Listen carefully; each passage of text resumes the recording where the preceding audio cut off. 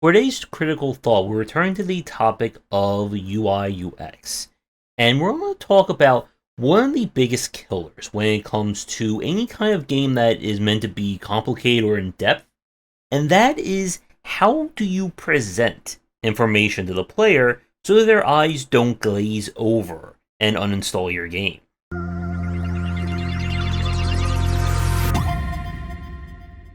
Presentation has become more and more an important factor to getting someone to check out your game, and more importantly, to get them to stay invested in it. And one of the most surefire ways to speedrun someone uninstalling and refunding your game is presenting information very poorly, very confusing. It just doesn't make sense in terms of looking at it. And this is something that for a lot of new developers, they can certainly struggle with this approach. We played a game or a demo from a developer while they were watching that involved a whole lot of numbers, words, and just screens and windows of information. And while the game is certainly in depth, it definitely hurts when it comes to readability. And part of the job of UI UX is trying to make a game easier to parse. What's going on? How do I understand what all these icons and symbols mean? And as we've said before, the problem when it comes to talking about UI UX is that it is something that for every genre, for every kind of design, it is fundamentally different. Building the GUI for a platformer is different than building it for a grand strategy 4X game. But there are some simple lessons and aspects that are universal, and some things to keep in mind as you're working on your game.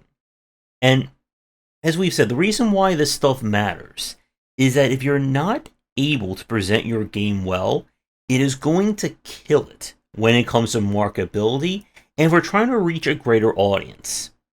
The biggest problem when it comes to UI UX talk in this respect is that for the most nichiest niche and the hardest of the hardcore fans of a genre or your game, they're not going to care about this stuff one way or the other. This is the group of people that if your game is still confusing, completely archaic, there's no idea or no way to understand it, they'll figure it out, break your game, and then demand that you make it harder. But as you're trying to build a game for a more mainstream audience, or more specifically, get it in front of people like influencers, streamers, people who are going to cover games. They want to be able to understand the game. They want to make sure that their audience can understand the game.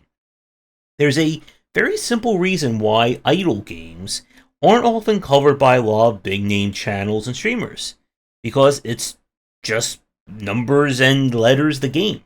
So speaking about letters and numbers, that takes us to our first tip and point. Words are your enemy when it comes to a good GUI design.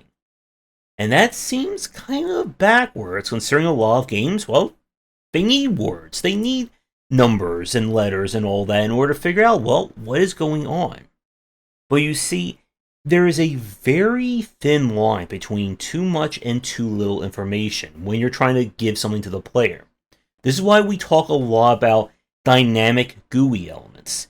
Something that can update in real time so that you're not just flooding the player with information. And that's our first point for this section. The worst thing that you can do to a new player of your game of any genre is overwhelm them with information.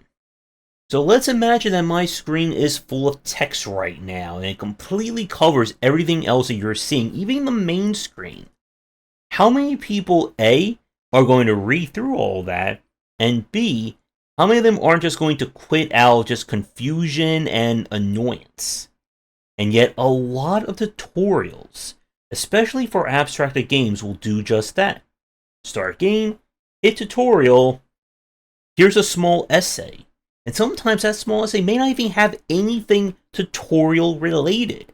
It may just be a bunch of text about, and welcome to our game. This is a real-time strategy game of mythological units fighting each other on giant grid-based fields with turn-based combat. Click here to keep going. And a lot of people aren't. And when it comes to designing effective tooltips and information, the fewer words, fewer numbers that you can use, the better. If you can take a 5-paragraph explanation and drop that down to maybe 8 words, that's pretty good. But you even want fewer words than that. This is when we talk about the use of symbology in games, and how many games will create their own schema and glossary of icons and symbols to cut down on needing all those annoying words. A recent good example of this would be Darkest Dungeon 2, with its just full-on token system that, yes, it's a little weird and a little hard to follow when you first start playing, but once you get used to it, it makes pretty good sense. All these yellow icons are buffs, all the blue icons are debuffs, every little pip or dot above them is another charge, and you can just put your mouse over them and you'll get an explanation of what they do. And you don't need to make it this super overly complicated thing. So I'm going to let future Josh, hopefully, put up a description of a skill right here that's going to be the more wordy example of this. And then, hopefully using the magic of editing and his work, he's going to present something that's a little bit easier to understand. And you see, this is part of the aspect of good readability and good GUI design. You don't want the player to be confused as to how something works. And there's a difference between presenting kind of the easy to understand information and the raw information. So here's a good example of this. For a lot of real-time strategy games in the 2000s, they would present things with very verbose detail. This character will do 0.75% pierce damage, which will be reflected by 0.87 for pierce armor. But a sword that does 2.7 slash damage will be strong against that and will do an additional 2.357% more damage per strike. Well, that's pretty detailed. How many of you actually follow what any of that means, or can follow that in the middle of a tough fight? So a lot of real-time strategy games will have quick tooltips. This sword does 5% or does 5.6 slashing. Done. This armor blocks 2.3 damage. Okay, that's simple enough. There will always be people, and this is incredibly true of any genre, who will want that very detail. They want kind of like the data mine information about how something works. This is incredibly true for people who like to make strategy guides for games, speedrunners, people who love min-maxing. And while there is certainly an audience for that, that should not be your default GUI. Because this is how you really detract or repel people. And part of the reasons why we saw this popularity of dynamic GUI elements is that it allows you to show whatever is the most relevant at that moment. I don't need 27 different stats about how my city works if I'm right now looking at the screen for fire safety, or garbage collection, or how many restaurants we have. And another aspect of readability and understanding it is figuring out what are the most essential pieces of information that I need at that ready moment. This is when we talk a lot about the main screen GUI of your game. Whatever is the main screen or the screen someone's going to look at the most, they need all the information that's going to let them decide and make choices at that given moment. And that takes me to important point number 2. The more windows and submenus and so on you have in your game, the worse it is. You see, part of the problem that a lot of abstracted games have is that they often present many different layers of information. If you remember stuff like the Civilization games, okay, we have the main screen, we have your tech tree screen, we have your military screen, we have each city screen, we have a victory screen, we have a diplomacy screen. There's a trading screen. I'm sure there's a few other ones that I'm forgetting right now. And the more layers deep information is, the harder it's going to be for someone new, or even someone who's just trying to learn the game, to figure all this out. This is all the times one of the reasons why abstracted and strategy-based games are so hard to learn as a new player. I'm looking at my main screen, but there's something 8 layers deep that in turn is going to ruin my game because I didn't know about it because I didn't bother to check those 8 windows in. And this is again why the use of dynamic GUI elements and having useful tooltips and symbology will come up. The less words you need to explain something, the more you can fit on the screen. But there's always that point. You don't want your screen to be this just giant, like a fireworks show of icons and symbols and buttons all lighting up at different elements to possibly give someone a seizure if they're trying to figure out what's going on. But with that said, I've created a very useful analogy that you can use that can probably describe how bad it is for someone to be looking off your main screen to figure out your game. It's not only useful, it's potentially PTSD inducing and could probably give a few of you a heart attack. So here we go. When you're watching someone play your game or a playtester looking at your game, you're watching their footage. Every second that they are not looking at your main screen, they're in a menu, an option, or something like that, I want you to imagine the Sonic the Hedgehog drowning theme going off in your head. And for every second that's lasting, that theme gets louder and louder. And again, if anyone has a heart attack, please do not sue me. And for bonus stress, if your game requires someone to actually leave your game in order to look up information, maybe it's in a wiki or a guide somewhere, I want you to speed up that drowning theme by about 1.5 times. That should be good enough. Because these are things you do not want to happen when someone is playing your game. You want them to be interacting with your core gameplay loop at all times. And anything else that is done separate or secondary, that needs to be made as quick and as painless as possible.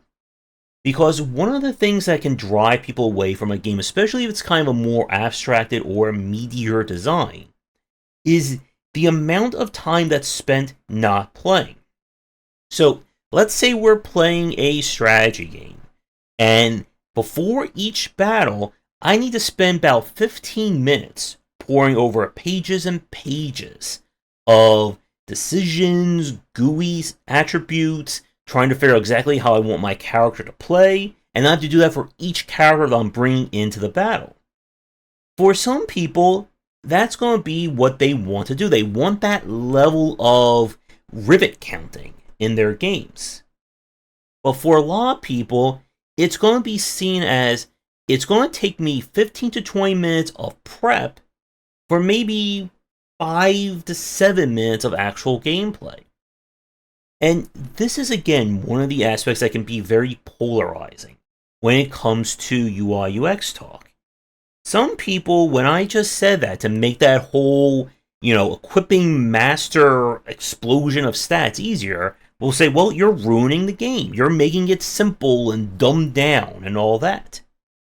But you see, just looking and making simple choices on your GUI is not part of your game, unless we are literally talking about something like a simulator game, a sports simulator, or whatever thing you want to put in here.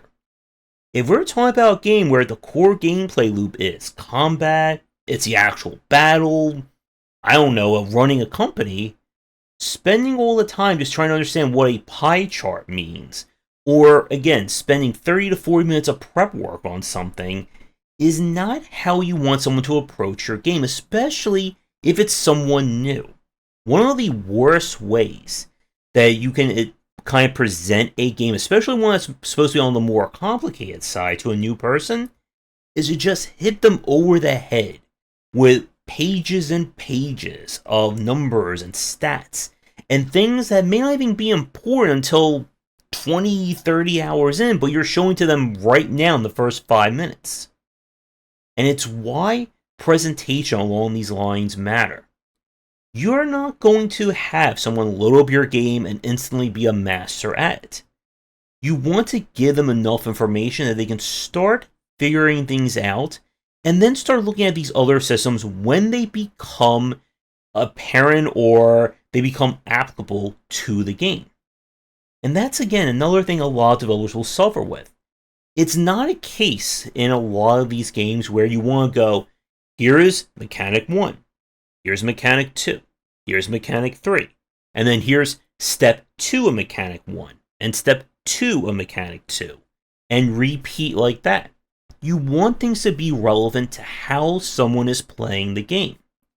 And for kind of like my final tip in this video, when it comes to good GUI presentation and readability, the order in which you present information is very important, because this is what someone is going to understand as the kind of order of operations of playing your game. The absolute worst way to teach someone an abstracted game is to just literally run through every system one after another. Because the problem is that you're not giving the player enough time to get used to a system, and you're not giving them an idea of what is important. If we're talking about a grand strategy game, and your tutorial consists of, you're going to move a troop around, you're going to build one unit, and then you're going to fetch an entire trade treaty to another person, the problem is, how is that situation really going to come up in your game? Most likely, any kind of espionage or diplomacy comes up far later. So you want to make sure that the player understands everything leading to that point. And here's another great example of GUI elements that can help you. You want to make sure that information that the player needs is always readily available. If there is a stat, happiness, intelligence, money, whatever, and 2 different systems make use of that stat, feature it on both those 2 different systems and both those 2 different GUI elements. As I said a few minutes ago, multiple windows are not your friend. You should only use them if it's absolutely necessary. And for a lot of high-level strategy and abstracted games, it is literally necessary. You can't fit 80 different elements onto one screen without just overwhelming someone's senses. But you do not want someone to have to keep rapidly going back and forth between screens. And that is incredibly true of the tutorial. The absolute worst way to design your tutorial is to cover your entire screen with information, and then when it goes away, the person needs to figure out what was I supposed to click on? Where are things? You want things to be as clean and as plain as possible, and you want to make sure that any information they need that is relevant to the decision at hand is right there for them. And again, this is why you really want to look at dynamic GUI elements to make things a little bit easier, and why you want things to be as quick as possible. So to wrap things up for today's critical thought, readability, onboarding, UI, UX are essential aspects, and for a lot of reflex-driven games, the work is kind of already done for you. You're not going to be playing a Mario-like, where the UI looks like something else Dolores. But if you're trying to design something that's meant to be complicated, meant to be in-depth, then you need to look at how all the information is being presented to the player. You don't want to just lay everything out, as in, I'm going to put my mouse over the sword, and I'm going to get a paragraph of explanations. This sword does 2.7 slash, 3.7 pierce. It can be upgraded by 7.8%. It uses these resources. Look at ways of making your tooltips as clean and as short as possible within the information they need. Remember, how you present something to the player is oftentimes far different than how it's actually implemented in the game. And a common trap I see some developers do, especially when they're getting to very complicated games, is that instead of obscuring all the minutiae and details, they will just kind of explode it into a giant window. I don't need to know 87 details and facts about how Vine Throw is going to work and what exact elements it does and what are the exact properties. I just want to know, okay, does it do stun? Does it poison? How much does it cost to use? What's its cooldown? What is the information that is most relevant to what someone's going to look at? And again, there will be people who want the full detail. They want that entire, Civipedia entry for how something works. And if they want that, let them look at it away from the main screen. If you're trying to build an attractive GUI and main screen, you want the information to be as snappy as possible, as streamlined as possible, and again, you don't want someone's eyes to glaze over. Because yes, like I said, people who are in-depth on the genre, the person who has already spent several hundred or even several thousand hours playing a Paradox Interactive game, they'll probably figure out your UI and they'll love it. But for a lot of people, they're going to take one look at it and just back away. And when they back away, they are not coming back. So, for those of you watching this, can you think of examples of games that did a really great job of presenting verbose information to the player, being able to square that down or streamline in a way that it can make sense to someone who doesn't have 100 hours plus in a game? And what are some of your favorite examples of any kind of like shortcut elements or little tips and tricks developers have done to kind of provide like design or gameplay shorthand to make something far more readable? Let me know in the comments down below. Do all that YouTubing stuff people tell you to do. If you're interested in more of my thoughts on design, check out all my game design books wherever books are sold. Be sure to visit our Discord and Patreon, and come back for daily sessions on game design here, and on Game Wisdom, where we examine the art and science of games.